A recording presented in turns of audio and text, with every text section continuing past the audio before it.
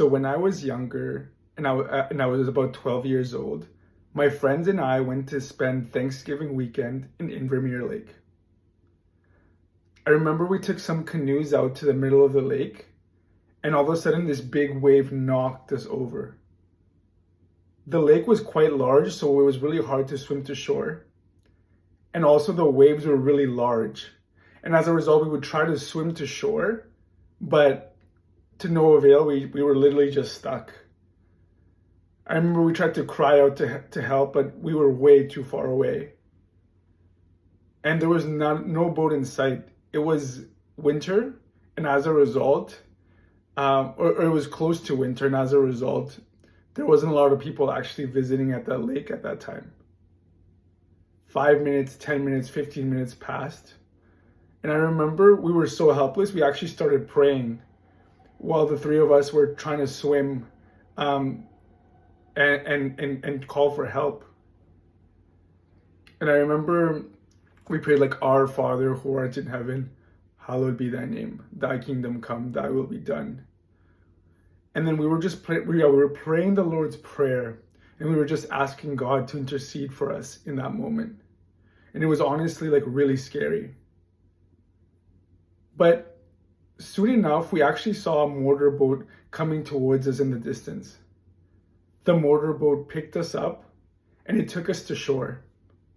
When we got to shore, there was an ambulance waiting for us, taking us to the hospital, which then took us to the hospital. And then we were put in these thermal insulating blankets to increase our body temperature because we were actually really close to getting pneumonia. Our body temperatures had decreased quite a bit from being exposed to such extreme cold temperatures. The doctors said we were extremely lucky to get out of there alive because it was actually like a really dangerous situation. So I like to think of this as a big divine intervention. When God very clearly intervenes in my life and rescues me in such a profound way where I'm like, oh yeah, there's no way I could have done that on my own. So that's an example of a big divine intervention. But through prayer, I've been reflecting on how God has also shown up in smaller, more subtle ways. I've been thinking about the times where I really wanted to watch porn, and I would try to hide away in my room.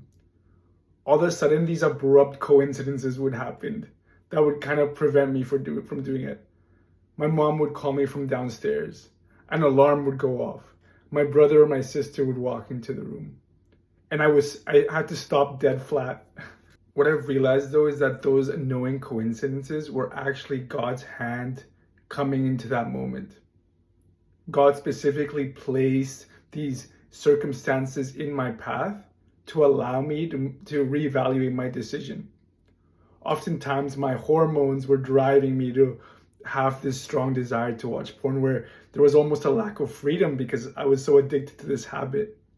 But abrupt coincidences like this would actually allow me to reevaluate my decision better and actually for a second think like, hey, like, do I actually want to do this?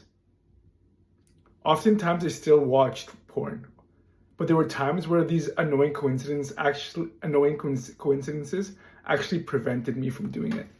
In scripture it says, no temptation has overtaken you, which is common to man, but God is faithful and he will not allow you to be tested beyond your ability.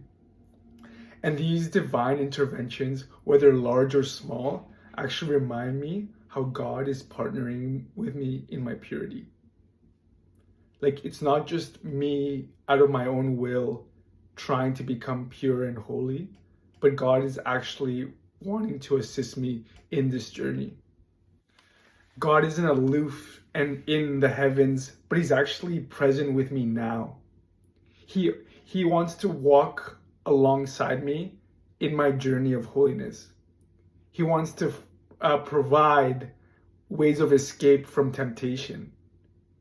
And it's actually really important for me to realize that, to at the end of my day reflect back on the divine interventions, whether large or small, and think about the ways where God has so clearly been present. And it's important for my soul and for my heart to acknowledge that, because I'm actually chasing relationship with God in my pursuit of purity, not just purity. When I just chase purity on its own, I become legalistic and proud, and I'm like, oh yeah, look at me, I'm the big man. I have so much time being clean. But let's be honest, eventually I'll just fall on my face. But when I take the step back and I just think, wow, Jesus, God, you've been so good to me. Like, if it wasn't for you, I wouldn't have been able to be clean today. And that's actually now turned into a prayer where, like, in the mornings I'll wake up and I'll be like, God, please, I just ask you to allow me to be pure today. I ask you to allow me to be pure today. I pray that you help me in my journey of purity. Ever since that prayer has kind of ignited my heart, I've just noticed, like, astronomically more how much God has shown up. He's so present, guys. He's so present. So my invitation for you is to pray in the morning to Jesus, to God, to help you in your journey of purity. And then at the end of the day, reflect on the way that he's done that. What you'll see that's so beautiful is that aside from just overcoming your addiction, you'll also just fall in love with him more, because you'll realize just how present of a father he's been that day. Take care, y'all.